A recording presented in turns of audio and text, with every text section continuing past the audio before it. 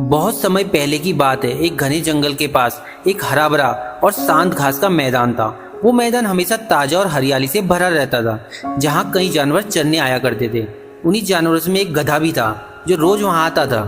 वो गधा काफी सेहतमंद और तंदुरुस्त था। उसे वहाँ की नरम और ताजी घास खाना बहुत ही ज्यादा पसंद था। वो रोज घंटों तक बिना किसी चिंता के शांति से घास चरता और फिर अपने मालिक के घर लौट जाता था।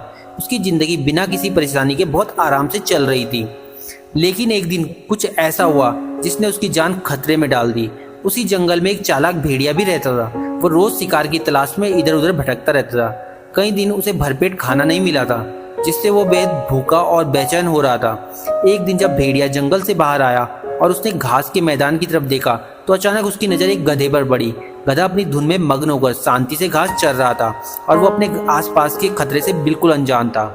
गधे को देखकर भेड़िए की आंखों में चमक आ गई। उसने मन ही मन सोचा, भेड़िया, वाह क्या बढ़िया मौका है। ये गधा तो बहुत ही सेहतमंद और तंदुरुस्त है। अगर मैं इसे पकड़ लूं तो मुझे और मेरे परिवार को कई दिनों का भोजन की चिंता नहीं करनी पड़ेगी। ये सोचकर भेड़िया पास के एक बड़े पेड़ के पीछे छिप गया और सही मौके का इंतजार करते हुए गधे पर नजर रखने लगा। गधा सीधा साधा जरूर था, लेकिन मूर्ख नहीं था।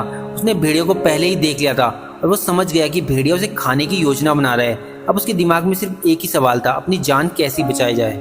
अगर वो भागता तो भेड़िया उसका पीछा करके उसे आसानी से पकड़ लेता, और अगर वो लड़ता तो भेड़िया उसे कहीं ज्यादा ताकतवर और खतरनाक था। कुछ देर सोचने के बाद गधे को अपनी जान बचाने का एक उपाय सूझा। उसने लंगड़ाकर चलने का नाटक करना शुरू कर दिया, मानो उसके पैर में बहुत गंभीर चोट लगी हो। ये देखकर भेड़िया हैरान हो गया। वो गधे के करीब गया और उससे पूछा, तुम इस तरह लंगड़ाकर क्यों चल रहे हो? क्या तुम घायल हो? गधा, हाँ भेड़िया भाई, मैं पैर में एक बड़ा सा कांटा चुभ गया है। इसमें बहुत ही दर्द हो रहा है और मैं ठीक से चल भी नहीं पा रहा हूँ। भेड़िया भी कुछ सोच ही रहा था कि गधे ने चालाकी से अपनी बात आगे बढ़ाई। कृपया मेरी मदद करो और इस कांटे को निकाल दो, नहीं तो जब तुम मुझे खाओगे तो ये कांटा तुम्हारे गले में फंस सकता है। ये सुनकर भेड़िया पहले तो चौंका, फिर उसने सोचा, भेड़िया ये गधा सही कह रहा है। अगर ये कांटा मेरे गले में फंस गया तो मैं बड़ी मुसीबत में पड़ सकता हूँ। इससे बेहतर है कि पहले कांटा निकाल दूं, फिर इसे आराम से खाऊंगा। ठीक है, मुझे दिखाओ कांटा कहाँ है, मैं इसे बाहर निकाल देता हूँ। गधे ने समझदारी से अपना पैर उठाया और उसे भेड़िया के सामने कर दिया। भेड़िया पास आया और पूरा ध्यान लगाकर कांटा ढूंढने लगा। गधा ठीक उसी मौके का इंतजार कर रहा था। गधे का वार और भेड़िया का, जैसे ही भेड़िया का ध्यान पूरी तरह भटक गया, गधे ने अपनी पूरी ताकत समेटी और भेड़िया को एक जोरदार दुलती मार दी। भेड़िया उछलकर बहुत दूर जा गिरा। उसका सिर जमीन पर जोर से टकराया, जिससे उसे चक्कर आने लगा और उसकी आंखों के सामने तारे नाचने लगे। वो दर्द से कराता रहा और कुछ देर तक उठ भी नहीं पाया। जब तक वो संभला तब तक गधा मैदान पार करके बहुत दूर भाग चुका था। अब भेड़िया चाहकर भी उसका पीछा नहीं कर सकता था।